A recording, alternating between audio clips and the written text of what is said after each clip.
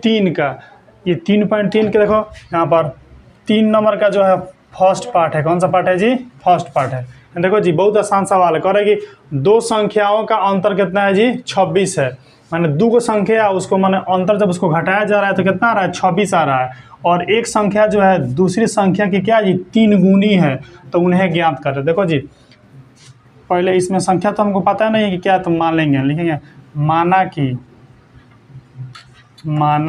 कि पहली संख्या, दो संख्या है तो पहली मान लेते, माना कि पहली संख्या, जब कुछ पता नहीं है तो क्या मान लेते हैं जी? x है, ठीक है। तथा दूसरी संख्या जो है तो कोई बड़ा ही आसान है, क्या है जी? y है, ठीक है। मान ली है। अब लिखेंगे प्रश्न से। प्रश्न क्या कह रहा है? देखो कह रहा है कि दो संख्याओं का अंतर मतलब क्या होता है? घटाव होता है। तो पहली संख्या को हम माने हैं x, दूसरी संख्या का माने हैं y, दोनों को जब घटाएंगे तो क्या आ रहा है जी? 26 आ रहा है। कितना आ रहा है? 26। हमारा समीकरण क्या हो गया? हमारा 1 बन गया, ठीक है। अब आगे बढ़े। कह रहे क्या? और एक संख्या जो है दूसरी संख्या की क्या जी? 3 गुनी है। यानी इसका मतलब हुआ कि पहली जो संख्या है दूसरा का कितना है? 3 गुना है। तो इसको तो हमको बराबर में लिखना है, x और बराबर का चीज़ y। तो कह रहे कि जो है ना इसका 3 गुना ये है, यानी इसमें जब हम 3 का जब गुना करते हैं ना इसके बराबर में आएगा। ये हम मान लेंगे समीकरण का चीज़ जी 2, ठीक है। बस हो गया, सिंपल सा है। यानी लिखेंगे यहाँ पर x का मान समीकरण, x का मान या समीकरण 1 का मान 2 का मान को भी कह सकते हैं। x का मान समीकरण 1 में रखने पर समीकरण 1 इसको लिख देंगे यहाँ पर x माइनस वाई बराबर कितना है जी? 26। समीकरण 2 का है हमारा x का मान कितना है? 3y है। यानी जहाँ पर x वहाँ पर क्या भरेंगे? 3y। यहाँ पर x है ना, यहाँ पर क्या भर देंगे? 3y। अब पहले से ही माइनस का y है तो y बराबर कितना होगा जी? हमारा 26 हुआ ना। अब देखो 3 गो y में से 1 y गया तो कहो y बच गया, 2 y बचा ना, बराबर क्या हो गया जी? हमारा 26। तो y का मान क्या हो गया जी? 26। ये गुना में तो इधर का आ जाएगा भाग में, नहीं गुना में तो भाग में आ गया, 2 से कट जाएगा। 13 दूना क्या होता है जी? 26। यानी इस तरह से हमारा y का मान कितना निकल के आ गया? 13 आ गया, ठीक है। तो y को हम क्या माने हैं? दूसरी संख्या आ गया। अब खाली का निकाला है जी पहली संख्या।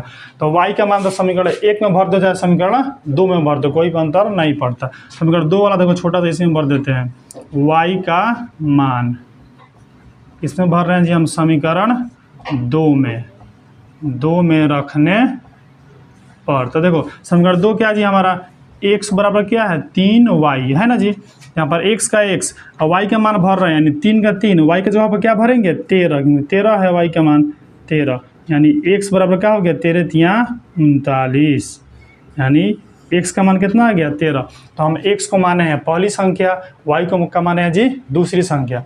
यहाँ पर लिख देते हैं, इसलिए पहली संख्या हो गई हमारा, पहली संख्या हम x माने थे तो x का मान कितना निकल गया है? 39। तो क्या हो गया जी? 39। और दूसरी संख्या को हम क्या माने हैं जी? y। क्या माने हैं? y। तो y का मान कितना निकल गया है? 13। तो ये क्या हो गया जी? 13। यही हमारा क्या हो गया? आंसर, ठीक है। अब इसका सेकेंड पार्ट देखो, 3 नंबर का 2 नंबर है ना जी। अब ये कह रहे हैं कि दो संपूरक कोणों में बड़ा कोण जो है छोटा कोण से कितना डिग्री अधिक है जी? 18 डिग्री अधिक है, तो उन्हें ज्ञात कर। देखो संपूरक कोण का मतलब क्या होता है? नहीं ऐसा कोण जिसके दो कोणों का मान कितना हो जी? 180 डिग्री, उसको क्या बोलते हैं जी? हम संपूरक कोण बोलते हैं, ठीक है। देखेंगे देखो कैसे बनाएंगे। इसमें बड़ा और छोटा का बात किया है, तो लिखेंगे माना कि बड़ा कोण, पहले बड़ा मान लेते हैं जो बड़ा वाला है। माना कि बड़ा कोण जो है वो जो है x डिग्री, कितना है जी? x degree. तथा अपने मन से माने हैं ना, लेकिन पता नहीं है। तथा छोटा कोण जो है कितना डिग्री माने हैं जी? y डिग्री माने, ठीक है। हमको पता है कि क्या दो संपूरक कोणों का योग कितना होता है जी? 180 डिग्री होता है, ये बात तो पता है। तो अब लिखेंगे प्रश्न से क्या कह रहा है कि दो संपूरक कोणों में बड़ा कोण जो है छोटे कोण से 180 डिग्री अधिक है, तो उन्हें ज्ञात करो। देखो सबसे पहले दो संपूरक कोण का मान कितना होता है? 180 डिग्री होता है ना। लिखेंगे x प्लस y बराबर कितना डिग्री जी 180 डिग्री। ये हमारा समीकरण कितना हो गया जी 1। ठीक है, दूसरा बात यही कहा है, देखो दूसरा बात क्या है कि जो बड़ा कोण है जी, जो बड़ा कोण है छोटा कोण से 18 डिग्री अधिक है। ठीक है, यानी ये बड़ा हो गया x और छोटा क्या है जी y है, तो ये इससे 18 डिग्री अधिक है, तो ये जो है इससे 18 डिग्री अधिक है, तो इस बराबर करने के लिए इसमें 18 से 18 इसमें जोड़ना पड़ेगा ना जी, तब ना बराबर होगा। तो ये 18 प्लस क्या हो जाएगा y बराबर कितना हो गया, ये समीकरण का बन गया जी हमारा 2 हो गया। ठीक है, तो अब x का मान समीकरण एक बार रख देंगे, ये भी उसी तरह से है, लिखेंगे x का मान समीकरण इससे अधिक है तो इसमें गुणा करेंगे, जोड़ेंगे नहीं, कितना हो जाएगा जी 18y हो जाएगा। ठीक है, तो x का मान समीकरण एक में रखने पर, एक में रखने पर, ठीक है। अब देखो यहाँ पर क्या हो गया समीकरण कि x प्लस वाई बराबर 180 डिग्री, तो x का मान क्या है 18y, तो क्या भर देंगे यहाँ पर 18y प्लस कितना है जी y बराबर 180 डिग्री। ठीक है, तो यहाँ पर 18 और ये क्या हो गया, एक कोई मिल के 19y हो जाएगा। ये तो कट नहीं रहा है, गलत हो गया क्या। अगर दो संपूरक कोणों में बड़ा कोण जो है छोटा कोण से x से 18 डिग्री अधिक है, तब संपूरक कोण का 180 डिग्री ये अधिक कह रहा है ना, तो यहाँ पर 18 प्लस वाई ही होगा। 18 प्लस क्या होगा जी वाई होगा, सही लिखे थे। तो x का मान जो है यहाँ पर देखो, x का मान समीकरण जब रखे हैं एक में, तो यहाँ पर x का मान क्या है 18 प्लस वाई, तो क्या भरेंगे 18 प्लस वाई। ठीक है, और यहाँ पर देखो 18 का 18 दो गो मिल गया तो क्या होगा 2 गो वाई हो गया, बराबर क्या हो गया 180 डिग्री। ठीक है, और ये 2y का 2y 180 डिग्री का 180 डिग्री, ये प्लस की तरफ तो क्या हो जाएगा माइनस का, इस साइड बराबर के साइड लाए हैं। अब देखो ये 2y का 2y इक्वल टू 180 में से कितना गया 18, तो कितना बचेगा 18 गया, कितना बचेगा 162 बचेगा ना 162, यानी y का जो मान हो गया 162 गुना में तो क्या हो गया भाग में 2 से 162 में 2 का भाग देंगे तो कितना हो जाएगा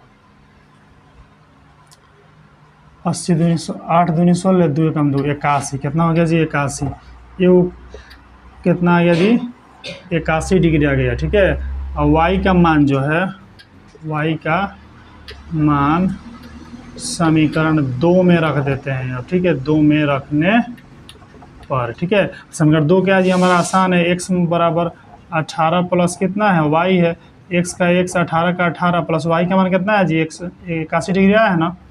तो देखो तो x बराबर क्या होगा 81 में क्या जोड़ देंगे 18, तो 8 और 1 9 और 8 और 1 9, कितना हो गया जी 99 डिग्री हो गया। ठीक है, यानी इस तरह से हमारा बड़ा कोण कितना माने हैं x, तो लिखेंगे इसलिए बड़ा कोण क्या हो गया जी बड़ा कितना डिग्री हो गया 99 डिग्री, और छोटा कोण को क्या माने हैं जी y माने है ना, तो y तो छोटा कोण कितना हो गया जी 81 डिग्री।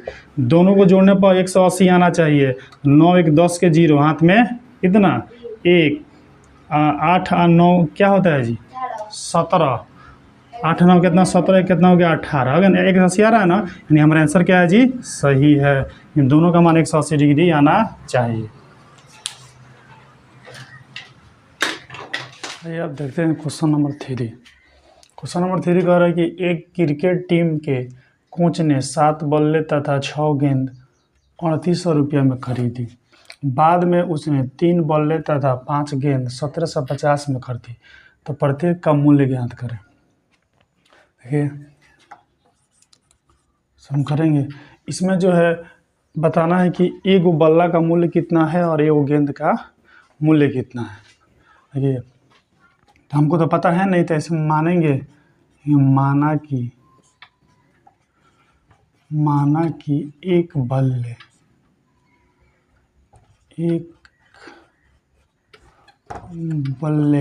का मूल्य पता नहीं है, तो मानेंगे एक बल्ले का मूल्य 100 रुपया है।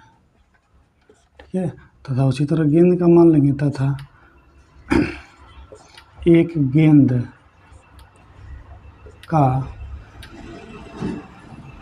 मूल्य जो है y रुपया है, ठीक है ना। मान लिए अब लिखेंगे प्रश्न से, जो प्रश्न कह रहा है, प्रश्न कह रहा है कि क्रिकेट टीम का कोच जो है ना, सबसे पहले क्या खरीदा है जी, 7 गो बल्ला खरीदा है और 6 गो गेंद खरीदा है। कितना रुपया में?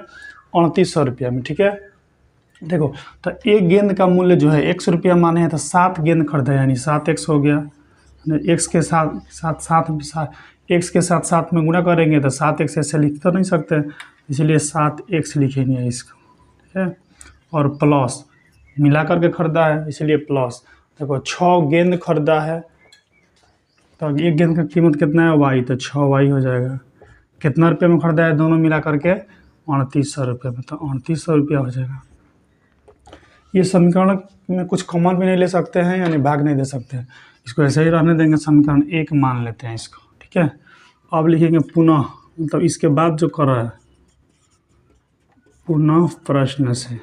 अब सवाल क्या कह रहा है, बाद में उसने क्या किया है कि 3 गो बल्ला खरीदा है और 5 गो गेंद खरीदा है, तो 3 बल्ला यानी 3x प्लस गेंद खरीदा है 5y बराबर कितना में खरीदा है? 1750 में। ये भी इसका भाग नहीं जाएगा, इसमें से छोड़ देंगे, तो समीकरण 2 हो गया। अब क्या करते हैं, या तो समीकरण 1 लेंगे या तो 2 लेंगे और 1 को अकेला छोड़ेंगे, यानी x का मान निकालेंगे या y का मान निकालेंगे, उसको समीकरण 2 में रखेंगे, हमारा आंसर आएगा। समीकरण 1 से लेते हैं, देख लीजिए हमेशा की तरह समीकरण 1 से। तो समीकरण 1 क्या है हमारा? 7x plus 6y equal to 3800। तो x का मान अगर हम निकालते हैं तो 3x इक्वल टू 3800, प्लस की जगह क्या हो जाएगा? माइनस का। हमको x का वैल्यू चाहिए 3800 माइनस 6y, 7 गुना में इधर हो जाएगा भाग में।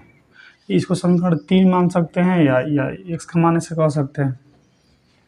अब इसका जो है वैल्यू समीकरण 2 में रख देते हैं, ये x का मान समीकरण 2 में रखने पर, समीकरण 2 एक बार लिख देते हैं ऐसे कि याद रहेगा। समीकरण 2 हमारा क्या है? 3x plus 6y equal to 170। अब देखिए इसमें x का वैल्यू रखना है, तो यहाँ 3 का 3 इंटू x का वैल्यू क्या है? 3800 माइनस 6y बट्टे में कितना है? 7। ऑलरेडी हमारा प्लस 6y है इक्वल टू 1750। और देखिए 3 से तो 7 कटेगा नहीं, कट नहीं रहा था, गुणा करेंगे 3800 में 3 से गुणा, 8 त्रिका 24 का 4, हाथ में 2, 3 त्रिका 9 और 2 11, 00 माइनस इसके साथ भी गुणा होगा, 6 3 18y प्लस 6y। इसके के साथ इसके लिए कुछ नहीं तो हम 1 लगा सकते हैं। अब यहाँ पर भिन्न का जोड़ बना देंगे, ये एल्सियम लेंगे, 1 और 7 का एल्सियम क्या हो जाएगा? 7, एक साथ है 7, तो 11400 माइनस 18y प्लस 1 7 बार में 7 बार में आएगा, तो 7 छक 42y, ठीक है, इक्वल टू हमारा हो गया 1750।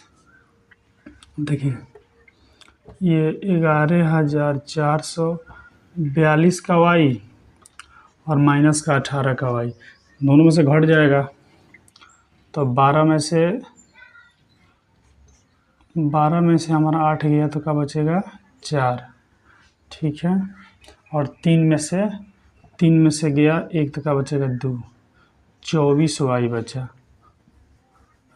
24y इक्वल टू 1750, ठीक है। 7 छक 42, 6 3 18, ये 7 इधर भाग में इधर आके क्या हो जाएगा? इसके साथ गुणा हो जाएगा, 11400 प्लस 24 का y इक्वल टू, गलत तो नहीं ना हुआ है? 7 छक 42, ठीक है। 0 7 5 35 के 5 हाथ में 3, 7 7 49 3 52 का 2 हाथ में 5, 7 कम 7 5 12, यानी 24y इक्वल टू 12,250। इधर जगह तो माइनस का होगा 11,400। 24y इक्वल टू घटा लेंगे, जीरो में से जीरो गया हमारा जीरो आया, 5 जीरो है तो 5 आया। ठीक है, ये कितना है 2 और ये 4 हंसी लेंगे तो 12, 12 में से 4 गया तो 8 बचेगा, और यहाँ पर एक उसके बाद से कट गया ना, बचा 24y बचा। कुछ गड़बड़ हुआ है क्या, एक बार देखते हैं। समीकरण 2 क्या है हमारा 5y। ओहो हो, समीकरण 2 जो है हमारा क्या है जी, यहाँ पर 5y है, हमने क्या लिख दिया है 6y, इसीलिए हमारा गड़बड़ हो गया है। यहाँ पर 7 एक साथ 7 7 बचा क्या हो जाएगा 35। थोड़ा देखिएगा, यहाँ पे गड़बड़ हो गया था। 35 में से 18 घटेगा तो 17 बचेगा, यहाँ पर 17y हो जाएगा। ठीक है, 17y, तो y का वैल्यू हम निकालेंगे तो 850 गुणा है, ये भाग में आ जाएगा 17 पचे 85 यानी 50। y का वैल्यू कितना आ गया 50। तो हमने जो y क्या माना था, एक गेंद का मूल्य, यानी ये वो गेंदा का मूल्य जो है कितना है जी 50 रुपया है। कितने उतारिए, उसके बाद हम मिटाते हैं, उसके बाद से देखते हैं, या इसको ऐसे मिटा करके हम यहीं पे बना देते हैं अभी। ठीक है, अब y का जो मान है या तो समीकरण 3 में रख देंगे, या तो 2 में रख देंगे, या तो 1 में, किसी में रखेंगे हमारा वैल्यू उतना ही आएगा। चलिए इसको हम मिटा करके रख देंगे, इतना मिटा देते हैं हम लोग, वीडियो को पॉज कर लीजिएगा। y का वैल्यू हमारा कितना आया था 50 आया था, तो लिखेंगे अब y का मान, y का मान समीकरण इसको 3 में रख देते हैं, 3 में रखने, समीकरण 3 हमारा क्या है ये वाला, यानी x इक्वल टू 3800 माइनस का 6y तो कितना होता है 7। ये x का x इक्वल टू 3800 का 3800 माइनस 6, y का वैल्यू कितना था जी 50, इसमें 50 के साथ गुणा कर देंगे और बटा में 7, यानी x का वैल्यू हो गया 3800 माइनस 6 पचे कितना हो गया 30, यानी 300 बटा 7, यानी x का वैल्यू 3800 में से गया 3 तो कितना बचा 3500 बटा 7, 7 से कटेंगे 7 बचे 35, डबल जीरो आएगा हमारा, यानी x का मान हो गया 500। यानी इस प्रकार से, यानी एक जो है बल्ले, एक बल्ले का मूल्य जो हो गया 500 रुपया, तथा एक गेंद का मूल्य जो हो गया कितना हुआ था 50 रुपया। यानी इस तरह से हमारा आंसर आ गया।